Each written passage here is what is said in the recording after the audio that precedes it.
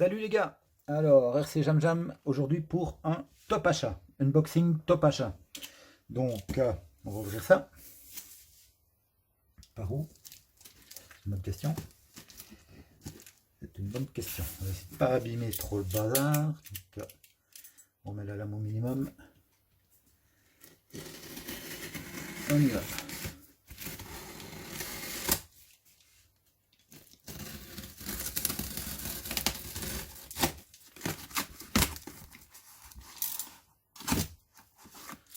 Patience, patience, ça vient.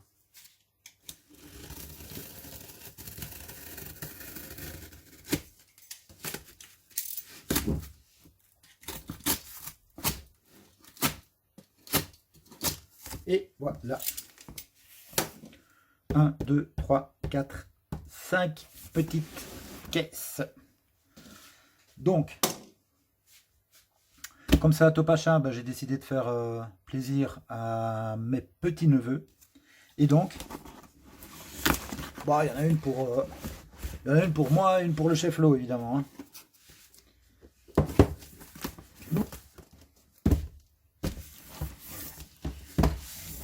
Alors, les boîtes sont toutes les mêmes à peu près, mais les véhicules dedans, normalement, sont différents. Alors, cette vidéo-ci va être faite sur le concept débutant, parce que ça servira, évidemment, pour mes petits-neveux, avec les conseils qu'il faut pour des débutants. Donc, je vais essayer d'expliquer vraiment un peu tout ce qu'il faut savoir. Donc, pour, évidemment, les gens qui sont habitués à la RC, ça risque d'être un peu barbant. Mais désolé. Alors, on va voir tout ce qu'il y a sur la boîte. Donc, High Speed Série.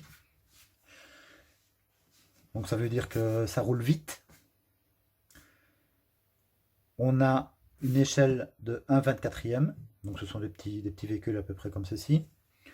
On a une direction proportionnelle. Donc, ça veut dire que les roues ne tournent pas d'un coup à fond, mais suivant ce qu'on applique comme force, comme position plutôt au volant.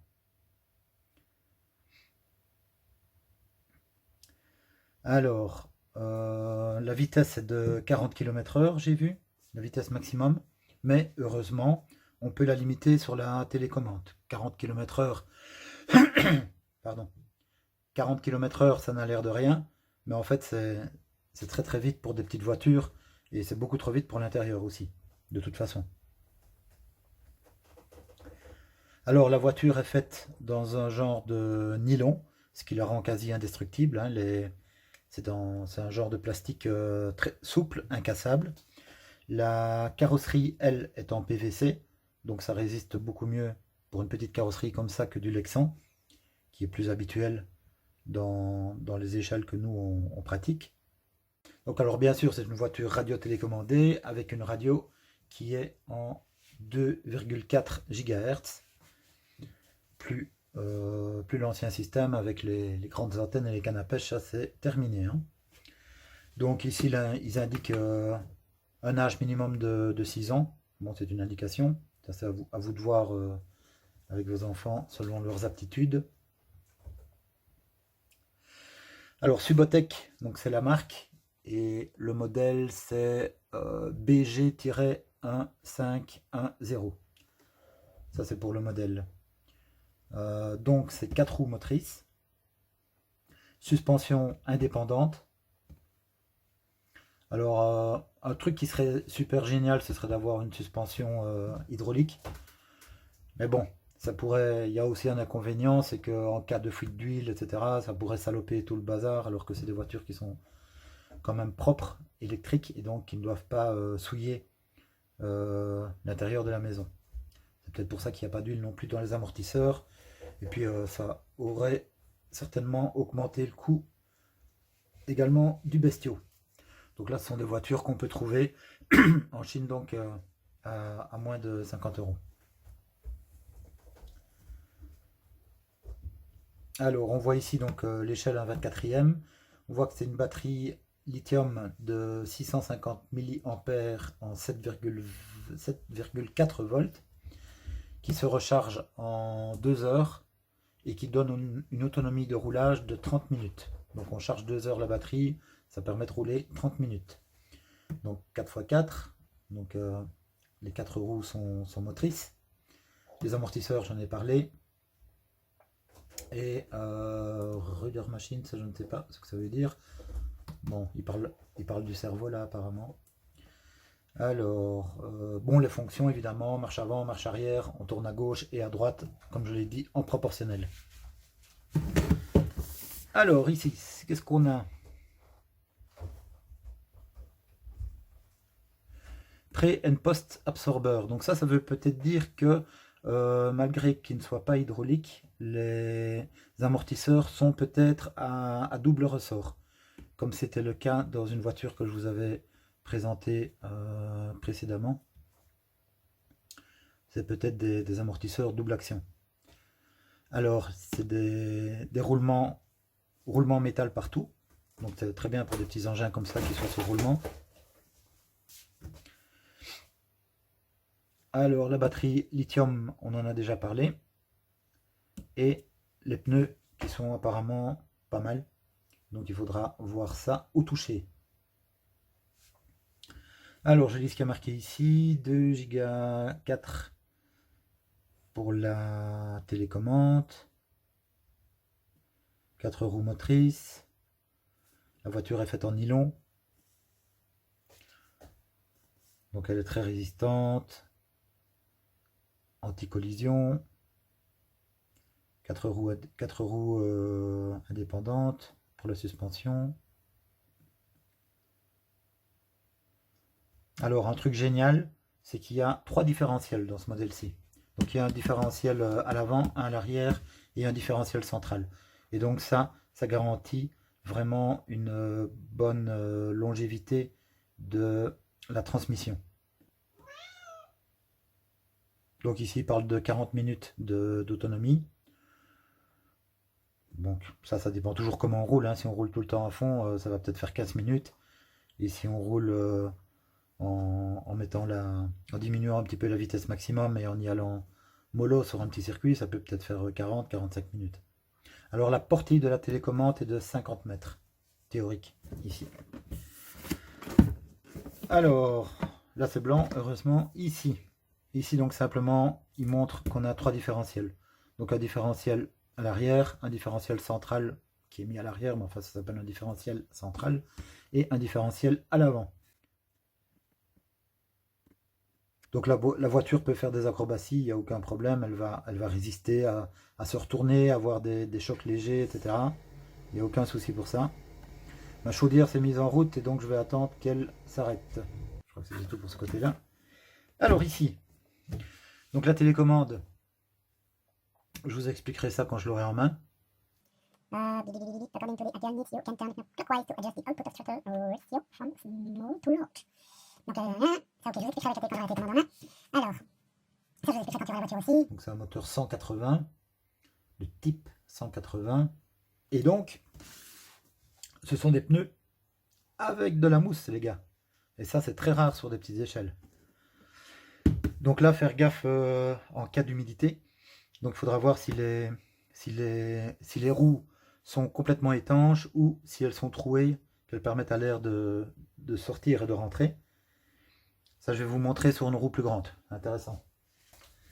Voilà, je vous montre sur une roue plus grande pour qu'on voit mieux. Ok. Donc, les roues RC, en général, sont trouées à l'intérieur. Pourquoi?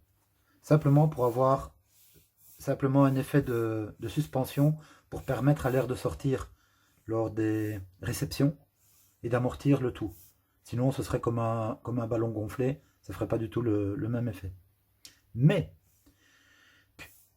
puisque ça laisse sortir et rentrer l'air, ça va aussi laisser rentrer et sortir le sable et l'eau.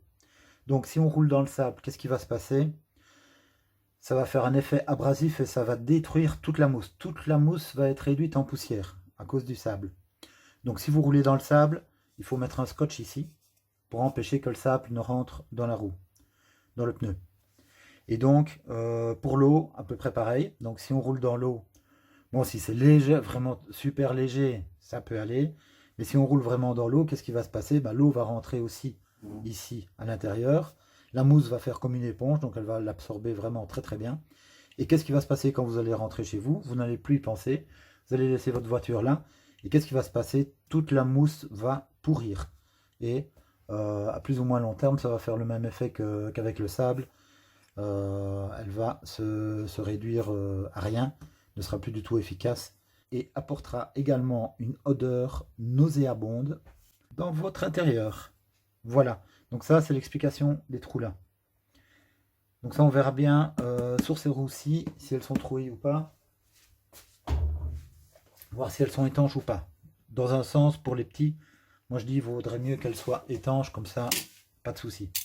Et le comportement, ben, c'est pas super important. Alors, quel modèle dans celle-ci? Donc normalement j'ai pris 2 quads pour moi et des voitures plus classiques pour les neveux. Voilà, donc ça c'est une voiture d'un des neveux.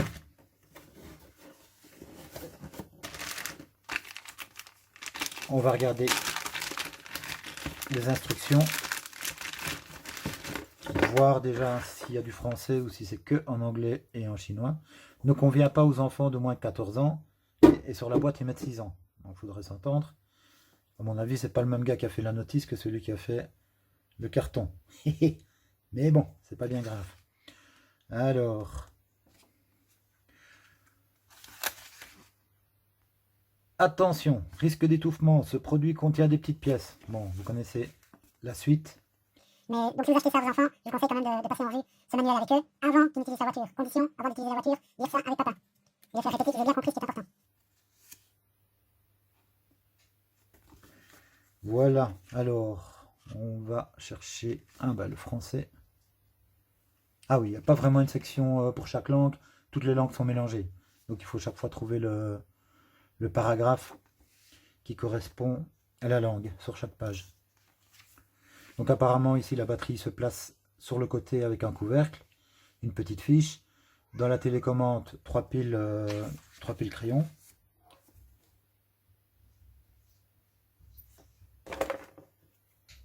Oui, en fait, ici ce n'est autre aussi que 2 piles crayons pour la voiture. Lithium-ion 7,4 volts. Mais je vais dire au niveau volume, c'est la même chose que les piles crayons qu'on met dans la télécommande. Donc, toutes les recommandations. Alors, voici les carrosseries différentes. Donc ça c'est le quad. Ici il y a un genre de Truggy, un genre de Monster et un genre de Jeep. On a le cordon de recharge, on a la batterie, la radio. Donc suivant les carrosseries, suivant les carrosseries, oui, je dis bien, les plots qui sont installés sur la voiture sont différents, évidemment, puisque la Jeep a besoin de plots plus hauts, par exemple au toit, pour pouvoir accrocher la carreau. Donc on a les explications ici pour la télécommande, mais je vais vous expliquer ça oralement, ce sera plus simple. Il y a un bouton on-off sur la voiture. Ici, ils expliquent la manière dont tournent les roues, les réglages aussi pour que la voiture roule droit. On peut ajuster donc le fait que la voiture roule bien droit lorsqu'on ne touche pas le volant. Ici, donc super génial, un éclaté de la voiture. Donc pour les petits modèles comme ça, c'est pas toujours le cas, toujours intéressant. Et ce qui est bien, c'est qu'on a la dénomination de chaque pièce sur l'éclaté. Bon, désolé, il y a le chat qui veut sortir, je reviens. Donc l'éclaté est génial. On a aussi une vue particulière sur l'emmanchement des fusées, l'emmanchement des amortisseurs. Donc ici, apparemment, il n'y a qu'un ressort par rapport à ce que j'ai dit tout à l'heure. Je pensais éventuellement qu'il y en ait deux, mais là, apparemment, c'est assez simple et il n'y en a qu'un. Alors, on a une vue éclatée des différentiels, hein, puisque les trois différentiels sont faits de la même manière, certainement. Et ici, encore une vue éclatée pour comment ça se passe pour le montage de la fusée avant. Là, c'est la fusée arrière.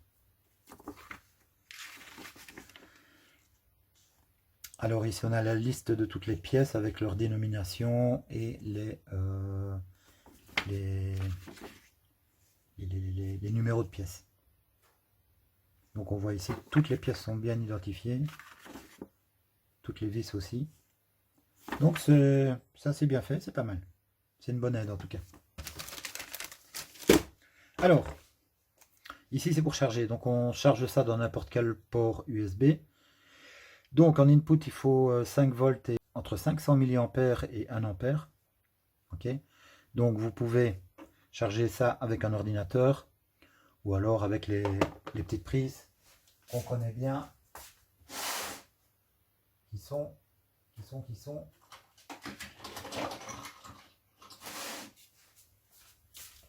Voilà. Si on veut recharger ça dans une prise secteur, on peut utiliser ce genre d'adaptateur aussi, pour autant que ce soit compris entre 500 mA et 1 ampère. On ne conseille pas d'aller plus haut parce que ça pourrait créer une surcharge. Et donc il suffit de mettre la batterie là. Et la batterie va se recharger. Alors, je vais quand même regarder, est-ce qu'on a une lampe témoin à l'intérieur? Je vais regarder ça. Oui, c'est le cas. Donc il y a une lumière rouge ici qui s'allume pour charger la batterie. Et je suppose qu'elle s'éteint ou qu'elle devient verte quand la batterie est pleine et complètement chargée. Alors ici, ils disent quoi? Pour raccourcir le temps de charge, il est recommandé d'utiliser chargeur 5 volts de 1 à 2 ampères. Et ils disent ici que le temps de charge varie jusqu'à 3 heures, 180 minutes. Donc on a des informations différentes suivant où on lit, c'est un petit peu dommage. Mais bon, c'est pas bien grave, puisque ici ils disent entre 500 mA et 1 ampère, et ici ils disent qu'on peut aller jusqu'à 2 ampères. Donc voilà, donc je dirais surveiller. Je vais moi l'essayer en 2 ampères et surveiller ça, voir si ça ne chauffe pas trop, si c'est bon pour donner une information correcte. Il faudra lire dans la description de la vidéo les petites corrections que j'aurai faites par rapport à ce que je vous dis ici et maintenant, puisque je ne boxe ça en même temps que vous, je n'ai pas essayé avant. Alors on a un petit tournevis donc pour pouvoir démonter les choses. On a les petits clips de rechange pour la carrosserie, parce que je vois qu'il y en a 4 ici. Ah, celle-là, non, elle n'est pas abîmée. Et une petite clé Allen. Donc voilà les outils. Alors ça tient, donc je vais regarder pour la télécommande. Apparemment il faut tout virer de là pour pouvoir l'ouvrir.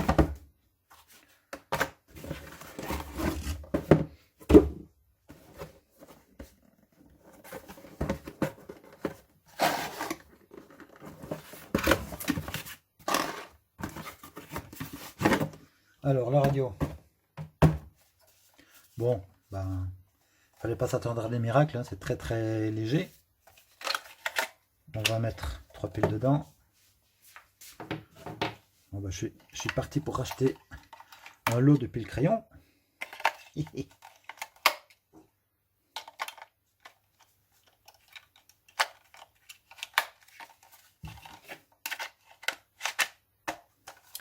Voilà. Alors la radio, la télécommande ou la radio.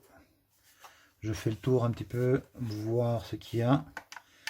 Donc, quand on allume, on a la diode qui indique que les batteries sont bien placées, que la radio est opérationnelle. On a ici le volant qui permet de tourner de manière proportionnelle à gauche ou à droite. Et ici, on a la gâchette. Donc la gâchette, ça sert à quoi? Quand on tire la gâchette vers soi, la voiture accélère de plus en plus vite. Donc si on veut rouler doucement, on appuie un petit peu. Si on veut rouler plus vite, on appuie plus fort. Et la gâchette aussi peut aller vers l'avant. Et donc là, c'est le contraire. Quand on va trop vite, si on veut freiner, on relâche la gâchette et on appuie vers l'avant. Et plus on appuie fort aussi, plus ça va freiner la voiture. Voilà. Alors, ici, on a des potentiomètres. Un là, et ici, donc le bouton Power. Alors, ce bouton-là sert à régler le fait que la voiture roule droit. Donc, sans toucher le volant, si on accélère et qu'on voit que la voiture va de travers, on peut corriger avec ce bouton-là la course de la voiture pour qu'elle roule bien droit. Ce bouton-là, lui, sert à limiter les gaz. Donc ça, c'est super bien. Il faut absolument l'utiliser, du moins au début pour les enfants, et aussi à l'intérieur, parce que 40 km/h à l'intérieur, c'est pas possible, même pour les gens qui sont habitués. Donc ici, il suffit de diminuer, donc de tourner ce potentiomètre là vers la gauche pour diminuer, ou vers la droite pour augmenter la vitesse maximale que la voiture pourra rouler en enfonçant la gâchette à fond. Voilà. Donc si on enfonce la gâchette à fond, la voiture va rouler à fond, mais toujours dans les limites de ce bouton-là. Donc si ce bouton-là est mis à moitié, elle roulera à fond, mais à 50%. S'il est mis au minimum, elle avancera peut-être pas. S'il est mis au maximum, paf, ça fera 40 km/h. Toute la puissance de la bête sera libérée, les gars. Bon, j'éteins la radio, on va passer à la voiture. Alors, la voiture, c'est des riselants, donc pince coupante. La chaudière se remet en marche, donc on fait un break. Je disais donc une pince coupante pour couper le riselant. Riselant, je pense que c'est en France qu'on appelle ça des riselants. En Belgique, c'est plutôt des serre-câbles ou des colsons. Ouais, ça revient au même. Tant qu'on sait de quoi on parle, c'est le principal. Alors, attention, une étiquette. Important. Instructions sur l'utilisation de la batterie. Il est déconseillé d'utiliser le câble USB non autorisé pour recharger la batterie de la voiture. Il est interdit d'utiliser dans la voiture des batteries qui n'ont pas été rechargées pleinement. Il est interdit de stocker des batteries sans les recharger. Les batteries non rechargées risquent d'être endommagées plus facilement. Il est interdit de connecter des batteries au câble USB ou à la carte électronique pendant le stockage. Sinon, les batteries risquent d'être endommagées facilement. Voilà, et dans d'autres langues derrière. Donc ça aussi, oups, on va couper.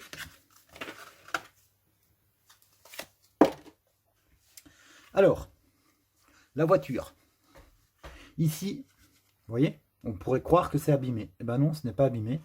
C'est simplement que la carrosserie ici qui est en PVC, c'est comme les carrosseries en Lexan, elles sont recouvertes d'un film. Donc c'est simplement le film qui était abîmé et il suffit hop de retirer le film, il n'y a pas de souci. Tu m'as fait chier toi. Allez, casse-toi. C'est rien, c'est rien. C'est mon chat, je l'aime. Et ben voilà, déjà premier usage pour le tournevis, apparemment il peut servir à démonter les roues puisque elles sont tenues par une vis cruciforme.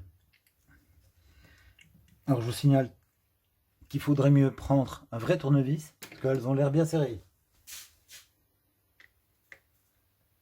Ah, ça va tout de suite mieux. Alors je vais en démonter une pour voir l'histoire du trou. S'il y a trou ou s'il n'y a pas trou.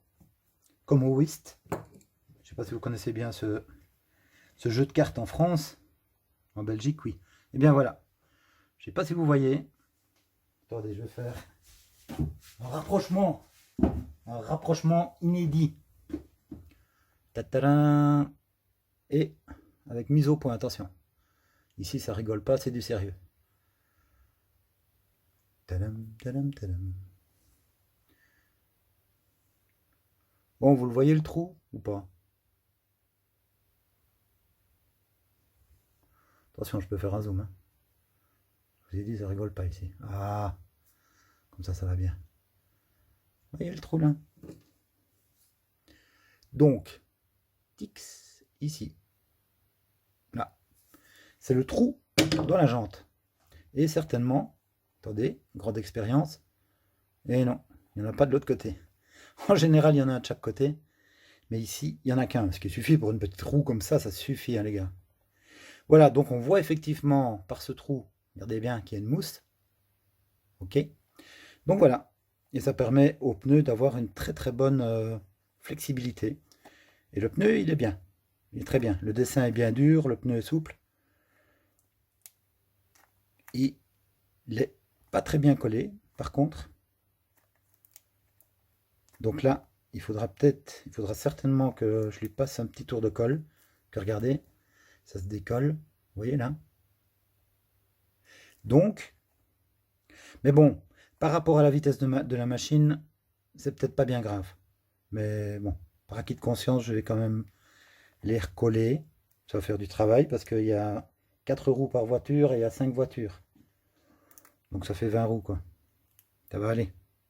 Je recommanderai de la colle, ça ira. Bon. Sinon le design des roues est pas mal, hein. Bon, je dézoome les gars. Voilà. Alors, on voit ici roulement métal. Donc ça, ils n'ont pas menti sur la notice. Et donc la roue, hop, il faut la faire tourner pour qu'elle rentre, puisque forcément, il y a un dessin. Et on va remettre cette petite vis en vitesse.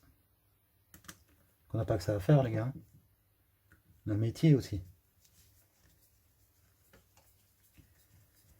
Alors chez moi, vous voyez les choses du dessus. Il y en a qui aiment, il y en a qui n'aiment pas. Moi, je trouve ça pas mal. La vue du dessus comme ça, c'est assez proche en fait. Et puis de toute façon, vous avez la chaîne de manie. Sur la chaîne de manie, vous voyez les voitures dans ce sens-là. Ici, vous les voyez comme ça.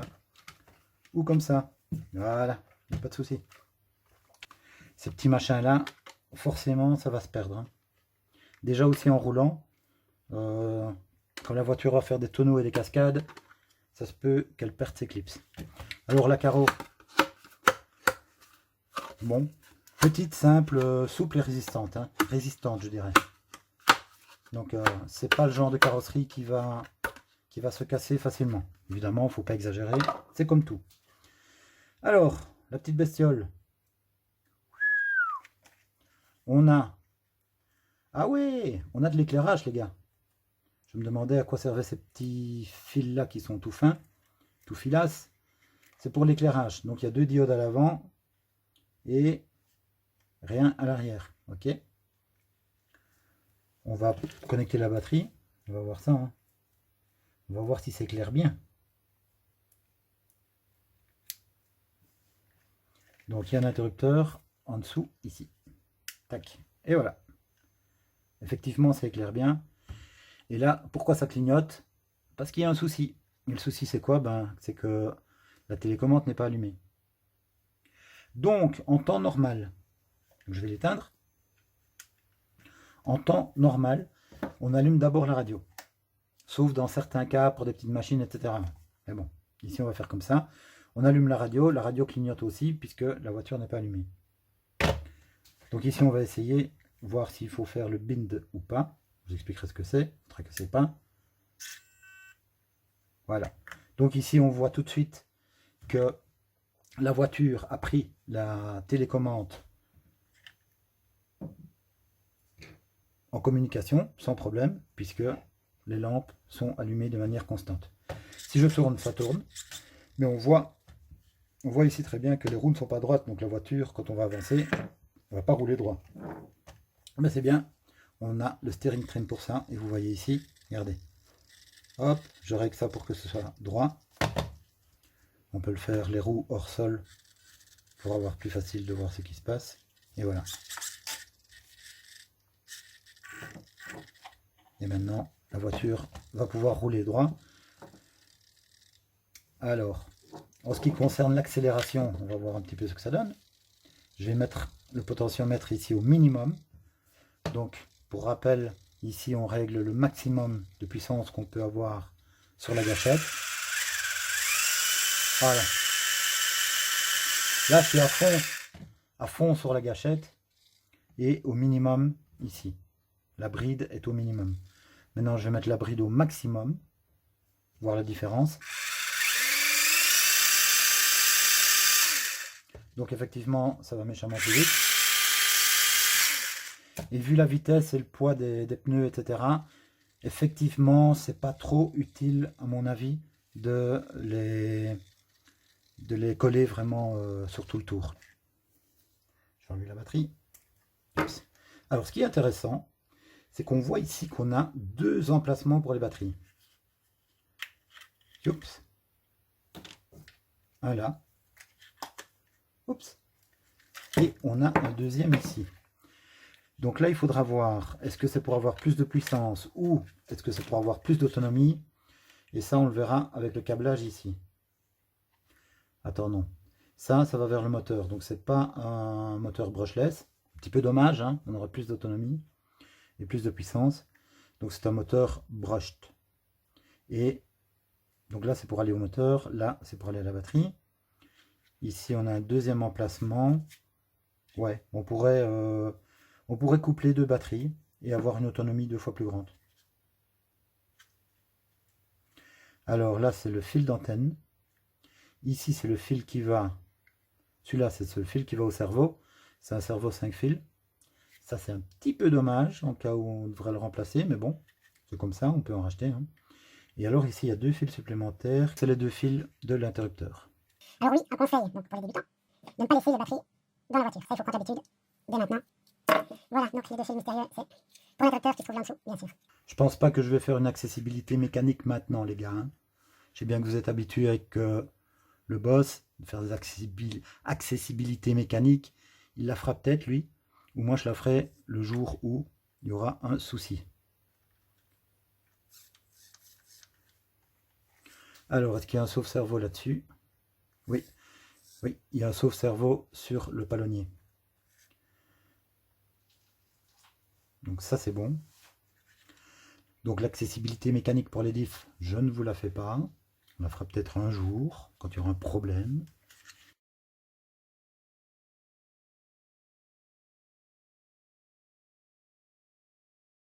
Donc, vu que je ne sais pas si ça a enregistré ou pas, je me répète. Ne pas rouler dans le sable, ne pas rouler dans l'eau. Quand c'est à l'extérieur, bien sûr. À l'intérieur, pas de souci.